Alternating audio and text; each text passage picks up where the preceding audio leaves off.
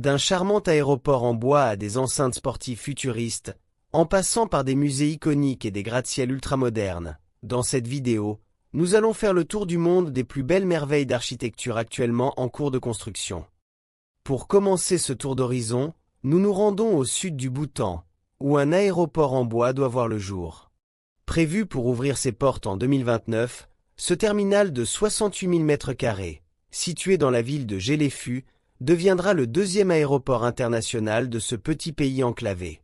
Conçu par BIG, le cabinet de l'architecte danois Bjarke Ingels, il devrait accueillir, d'ici 2065, entre 5 et 6 millions de passagers par an.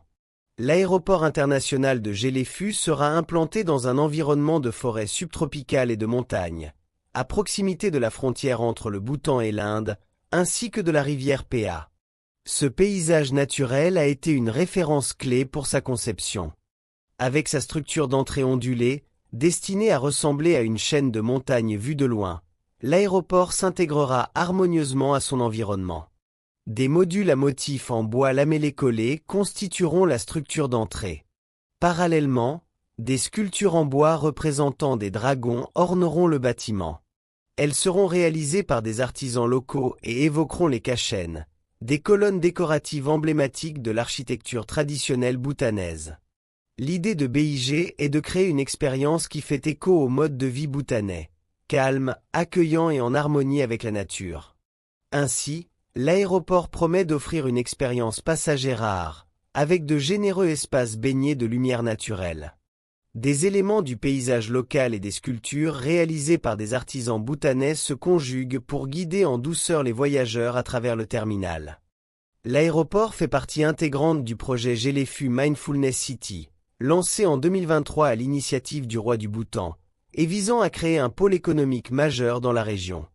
Le plan directeur prévoit un développement de 1000 km² autour de Géléfu, incluant le nouvel aéroport international ainsi qu'un spectaculaire barrage hydroélectrique intégrant un temple. Décrit par le studio comme une falaise artificielle, le temple barrage de Sankosh sera doté d'un mur en gradin agrémenté d'escaliers et de nombreux points de vue. La nouvelle ville sera façonnée par 35 rivières et ruisseaux traversant le site, reliés par une série de ponts habitables connectant les différents quartiers. Chacun de ces ponts a été conçu pour combiner des fonctions culturelles, éducatives et des infrastructures essentielles. C'est au pied de la vallée que le nouvel aéroport international sera construit. Le terminal en bois fera office de pont, tandis que la piste d'atterrissage sera surélevée au-dessus de plusieurs rivières. L'aéroport accompagnera la croissance de la ville et utilisera une structure modulaire afin de faciliter ses extensions futures.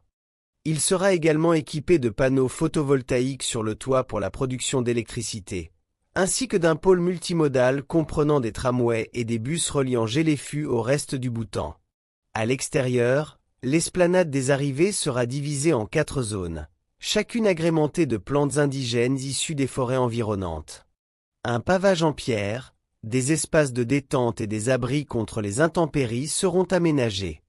La verdure sera également omniprésente à l'intérieur, avec une variété d'espaces végétalisés, dont une cour intérieure baptisée « colonne vertébrale forestière ». Visible dans tout l'aéroport, cette structure divisera le terminal en 2 sections, à l'ouest pour les vols intérieurs et à l'est pour les vols internationaux. Les sculptures visibles à l'extérieur se prolongeront à l'intérieur, éclairées par de grandes fenêtres et des puits de lumière, dans l'espoir d'insuffler un sentiment de pleine conscience dans l'expérience souvent stressante du voyage, selon les mots du cabinet d'architectes. Le bien-être des passagers sera une priorité, avec des espaces dédiés au yoga, aux bains sonores et à la méditation. De quoi presque oublier de monter dans l'avion. Et ce serait dommage, car nous partons maintenant aux Émirats arabes unis, où un musée particulièrement attendu doit bientôt ouvrir ses portes. Le Guggenheim Abu Dhabi, dernière grande signature du regretté architecte canado-américain Frank Gehry, voit enfin le bout du chantier. Sa construction est presque achevée sur l'île de Saadiyya. Situé dans le quartier culturel de l'île, à côté du Louvre Abu Dhabi de Jean Nouvel, ce musée s'étendra sur 42 000 m² et deviendra le plus grand des musées Guggenheim. Pour rappel, les autres musées Guggenheim se trouvent à Bilbao, New York et Venise. Il s'agit du dernier grand projet conçu par Frank Gehry, l'un des architectes les plus célèbres au monde, décédé le 5 décembre 2025 à l'âge de 96 ans. Lorsque la date d'achèvement prévue pour 2025 a été annoncée, Gehry déclarait « J'espère que ce bâtiment sera adopté par le peuple des Émirats et que cette œuvre restera un emblème du pays pour de nombreuses années à venir. » En attendant de voir si son souhait se réalisera, la construction du Guggenheim Abu Dhabi se poursuit. Initialement prévue pour 2025, sa date d'ouverture n'a pas encore été annoncée.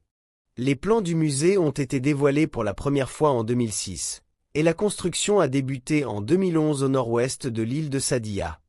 Les images du bâtiment révèlent des formes vastes et contrastées abritant des galeries de hauteur et de styles variés. À côté de ces galeries se trouveront un centre d'art et de technologie, un établissement éducatif pour enfants, des archives, une bibliothèque et un laboratoire de conservation. Le musée sera géré par la fondation Guggenheim, mais appartiendra à la Société de développement et d'investissement touristique d'Abu Dhabi, commanditaire du projet. Une construction estimée à $1 milliard, soit autant que le coût du grand musée égyptien récemment inauguré après 20 ans de travaux. L'achèvement du Guggenheim Abu Dhabi viendra compléter l'ouverture d'autres institutions culturelles emblématiques sur l'île, comme le Louvre Abu Dhabi en 2017 et le Musée national Zayed, ouvert début décembre 2025 et conçu par le studio britannique Foster Plus Partners. Que nous nous rendons maintenant pour découvrir notre prochaine merveille. Terre de football par excellence, l'Angleterre avait déjà fait la une des journaux avec l'annonce du nouveau stade de Manchester United. Un projet ayant suscité des critiques mitigées. En revanche, le futur stade de Birmingham met tout le monde d'accord. Il est déjà pressenti pour devenir l'un des plus beaux stades du monde, et surtout l'un des plus originaux. En novembre 2025, les cabinets d'architecture Rick Studio et Manica Architecture ont dévoilé les plans d'un stade spectaculaire entouré de cheminées en briques. Baptisé Powerhouse, ce stade deviendra le nouveau terrain du Birmingham City FC, qui évolue actuellement en Championship. Pensé comme la pièce maîtresse du quartier sportif de l'Est de Birmingham, le projet a été conçu en collaboration avec le studio américain Manica Architecture et Steven Knight, créateur de la série à succès Peaky Blinders, dont l'action se déroule justement à Birmingham. Le stade arborera un design unique, avec 12 cheminées en briques directement inspirées des anciennes briqueteries de la ville. Celles-ci entoureront la structure principale et soutiendront le toit du stade, dont l'ouverture est prévue à l'horizon 2030. Trop souvent, les stades donnent l'impression d'être des vaisseaux spatiaux qui pourraient atterrir n'importe où, stérilisant ainsi leur environnement, explique Thomas Sherwick, fondateur du studio éponyme. Il ajoute « Ce stade est né de Birmingham elle-même, de ses briques, de ses 1000 métiers et de l'artisanat qui en constituent le cœur. L'objectif est de capturer l'esprit de la ville et de le lui rendre. » Estimé à 1,6 milliard de dollars, le nouveau stade aura une capacité de 62 000 places. Il deviendra ainsi le deuxième plus grand stade du pays en dehors de Londres, derrière Old Trafford, le stade de Manchester United récemment redessiné par Foster Plus Partners. Peu de détails ont encore été révélés concernant la conception intérieure. Les rendus montrent toutefois une tribune traditionnelle surmontée d'un toit en acier suspendu aux cheminées en briques. Au-delà de leur rôle structurel, ces cheminées accueilleront des ascenseurs et des escaliers. L'une d'entre elles abritera même un bar panoramique destiné à devenir le plus haut de la ville. Conçu pour servir à la fois de lieu sportif, culturel et urbain, ce stade ambitionne de redéfinir la relation entre architecture, identité locale et passion du football. Une première, c'est aussi ce que le Canada est en train de réaliser avec la construction du plus haut gratte-ciel jamais édifié sur ces terres. Le pays à la feuille d'érable va se doter d'un nouveau gratte-ciel de catégorie Supertal. C'est à Toronto que la Pinnacle Sky Tower dominera la ville du haut de ses 352 mètres. Conçue par le cabinet canadien Hariri Pontarini Architectes, la tour est devenue le premier bâtiment du Canada à dépasser les 100 étages. Une fois achevée, cette tour résidentielle du promoteur Pinnacle International présentera une façade légèrement inclinée, avec des balcons sur un côté rappelant des aérations. Le cabinet d'architectes décrit la Sky Tower comme un joyau à 12 côtés, doté d'une forme vitrée et effilée aux angles chanfreinés. Selon eux, l'emplacement privilégié de la tour, au début de l'une des principales artères de Toronto, exigeait une expression architecturale forte, destinée à devenir un point de repère dans le paysage urbain. Sa géométrie reflète la lumière de multiples façons et crée une silhouette distinctive qui change selon l'angle de vue. Les aménagements des étages supérieurs seront situés à la même altitude que le niveau d'observation principal de la tour CN, créant ainsi une relation visuelle entre ces deux géantes du paysage urbain.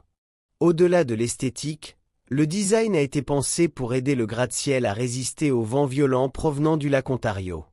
La Pinnacle Sky Tower fait partie du vaste complexe Pinnacle One, situé dans le quartier en plein essor de Harbourfront, à Toronto. Elle comprendra 958 appartements, un hôtel et diverses commodités, dont un restaurant situé au 106e et dernier étage. Pour les plus fortunés, il faudra compter entre 720 000 et 3 millions de dollars canadiens pour acquérir un logement dans l'immeuble. Une tour qui n'est évidemment pas accessible à toutes les bourses. Et si vous avez les moyens, sachez qu'une place de parking chauffée coûte environ 100 000 dollars supplémentaires. Avec sa hauteur impressionnante, la tour surpassera le One Bloor de Foster Plus Partners, également situé à Toronto, devenu plus tôt cette année le premier gratte-ciel supertal du Canada avec ses 85 étages et ses 309 mètres de hauteur. Selon le promoteur, la tour commencera à accueillir ses premiers résidents dès septembre 2026. Le coût exact du projet n'a pas été dévoilé, mais au regard du budget du One Bloor, on peut aisément supposer que la Pinnacle Sky Tower dépasse le milliard de dollars. Quoi qu'il en soit, cette nouvelle tour témoigne de la transformation rapide de la silhouette urbaine de Toronto, un développement fulgurant qui mêle bâtiments anciens rénovés et architecture étincelante. Futuriste et raffiné, tels sont les qualificatifs les plus appropriés pour décrire ce nouveau complexe sportif en Chine. Le célèbre cabinet AAAD d'architectes, en collaboration avec le studio local GDADAD, a achevé en août 2025 le centre sportif de la Grande Baille à Guangzhou. Celui-ci comprend plusieurs stades aux formes incurvées, conçus pour accueillir des événements sportifs et culturels. Situé dans un parc riverain de 70 hectares, dans le district de Nansha, le complexe comprend un stade de 60 000 places, une salle omnisport de 20 000 places dédiée au basketball, ainsi qu'un centre aquatique de 4 000 places. Le site, dont la construction a coûté 1,1 milliard de dollars, inclut également des hébergements pour les athlètes, des terrains et des pistes d'entraînement extérieures destinées aux écoles de la région. Les architectes se sont inspirés des coques des voiliers traditionnels de la dynastie Song pour concevoir les formes courbes des bâtiments.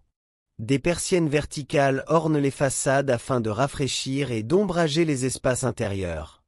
Inspirés de l'architecture vernaculaire locale de l'Aignan, des zones abritées ont été ajoutées pour favoriser une ventilation naturelle durant l'été subtropical humide. Le toit du stade a été conçu comme un système multicouche protégeant les 60 000 spectateurs du soleil et de la pluie, tout en permettant à l'air chaud de s'évacuer naturellement. À titre d'anecdote, ce toit à plusieurs niveaux s'inspire des structures en soie plissée des éventails traditionnels chinois. Le stade dispose de tribunes modulables adaptées à différents types d'événements. Sa façade incurvée s'élève pour former une large ouverture cintrée, laissant entrer l'air marin frais de l'estuaire de la rivière des Perles tout en offrant une vue spectaculaire sur l'eau. Un lieu qui fait déjà rêver les amateurs de sport. Notre tour du monde des merveilles architecturales nous emmène maintenant aux États-Unis, en plein cœur de Manhattan, où un nouveau géant de verre et d'acier ouvrira ses portes le 1er juin 2026. Érigé depuis 2022 sur la prestigieuse 5e avenue, à proximité de Bryant Park, la tour 520 Fifth Avenue est signée par le cabinet américain Kohn Pedersen Fox. Culminant à 305 mètres de hauteur, ce gratte-ciel habillé de fenêtres cintrées est l'un des nouveaux joyaux de Midtown Manhattan.